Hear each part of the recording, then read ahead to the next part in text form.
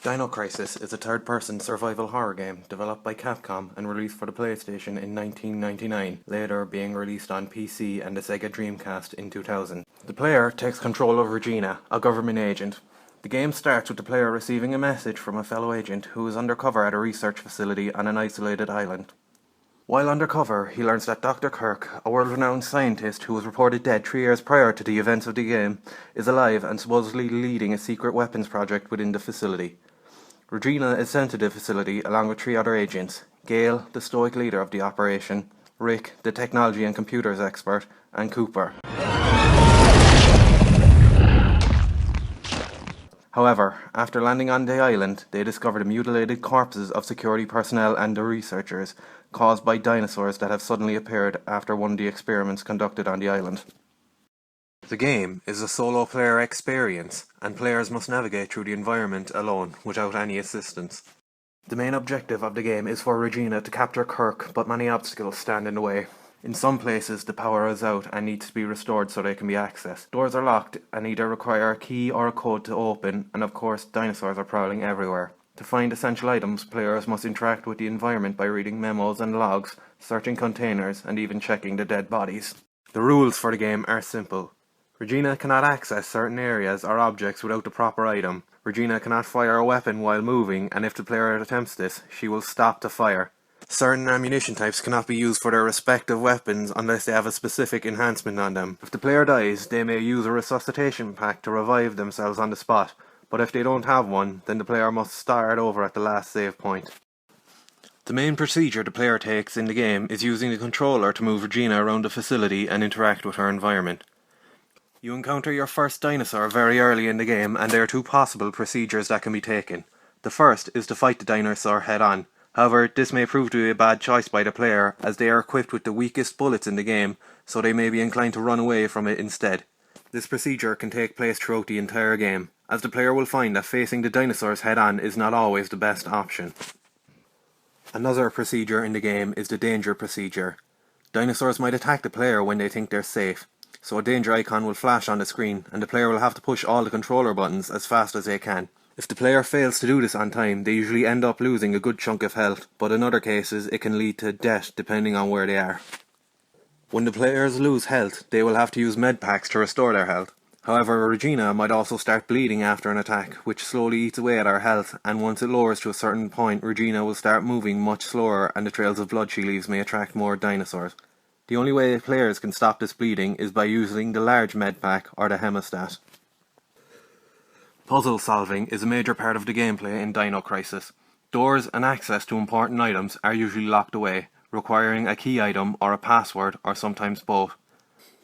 Players are encouraged to look through memos, notes, books, and even dead bodies to find out not just the backstory of the facility, but also passwords, hints on how to solve puzzles, and the locations of important items. Puzzles vary differently throughout the game. The most common one the player will encounter is the digital disk key, or DDK for short. For this puzzle, players need to acquire both an input and code disk that have the same letter. These disks are used to open locked doors that correspond with their letters, but to unlock them, players must first find the password by eliminating certain letters from the code disk. The DDK codes grow more complex as the player progresses through the game, and to go over all of them would take too long.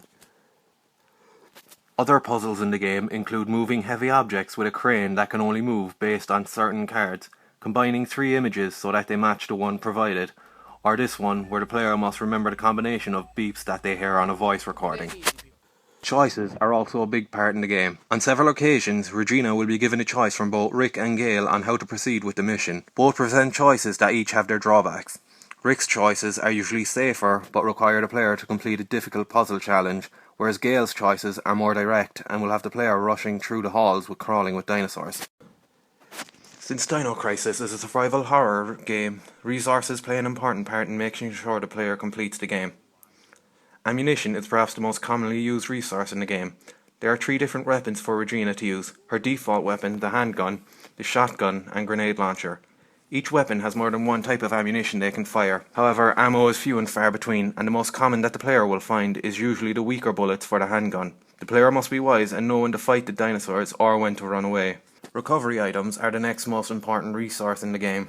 The recovery items consist of the hemostat, which stops the player from bleeding, the small, medium and large health packs, and the resuscitation pack, which revives players after they die. The third resource is enhancement items, which can be mixed with health packs and the darts that can be fired from the shotgun. Other resources include key items, plugs which are used to open storage boxes, and weapon upgrades. While Regina has no carry limit for items that are necessary to progress the story, such as key items, she does have limited space for ammo, health and enhancement items. To help the player with inventory, there are emergency storage boxes located in different spots around the facility. These boxes are opened with plugs that the player finds in certain places. Each box requires a different amount of plugs to open, and as well as storing items, when the player opens the boxes, they will find extra items already stored inside, depending on the color of the box. Green boxes are most likely to contain health items, red boxes contain ammo, and yellow boxes usually contain a mixture of the two. It should also be noted that items stored in a box can be accessed from another box of the same color at any location.